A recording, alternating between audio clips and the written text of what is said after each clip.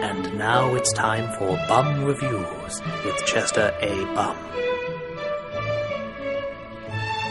Tonight's review, Godzilla. Oh my god, this is the greatest movie I've ever seen in my life!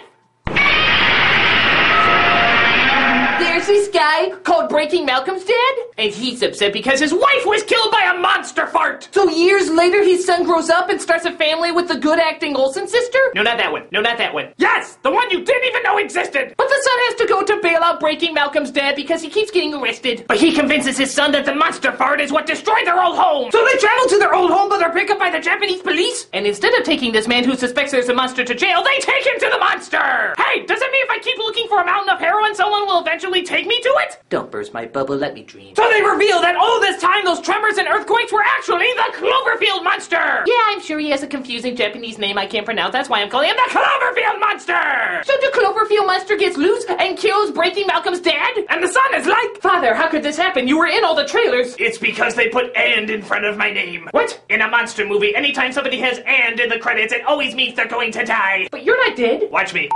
Damn you, predictable opening credits! So the scientists gather all the discs that Breaking Malcolm's dad had at the old place, but they still need more information, so they ask the son! Son of Breaking Malcolm's dad, do you have any information that he said that could help us? Well, he does have an entire house in Tokyo that has, like, newspaper clippings and all this information listed everywhere. No, that's too specific. We need a really vague, short clue. Well, he did say the monster was talking. That's it! Let me consult with my other scientist through some science jargon that you'll never understand. Okay. Science.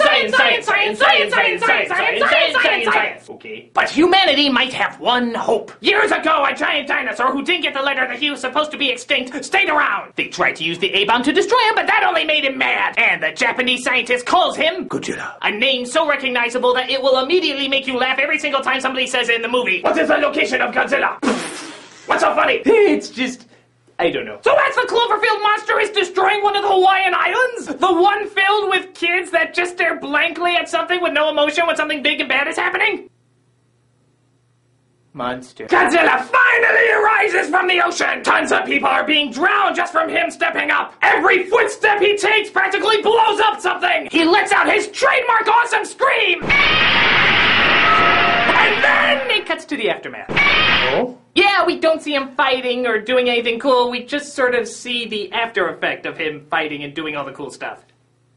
Well, it's not like that was especially important in a Godzilla movie! Especially when we see an even bigger, badder Cloverfield monster is coming in Nevada! That's right, 3 monsters in this movie, triple the carnage! We see her going towards Reno, all the people in the casinos look afraid, and we cut to the aftermath.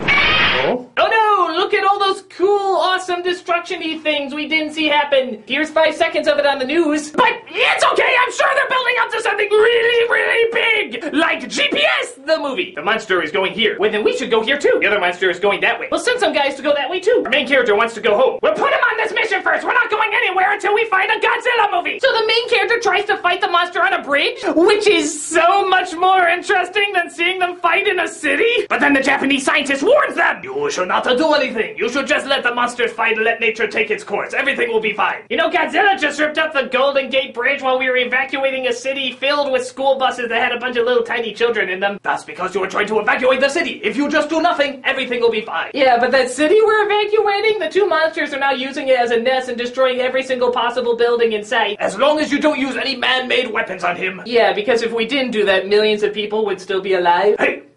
If you want to make an omelet, you're a terrible person. I know. So Godzilla finally meets up with the 2 Cloverfield monsters. They stare each other down getting ready to fight. And this time, they don't cut to the aftermath. They cut to something totally different. People trying to figure out how to destroy the monsters.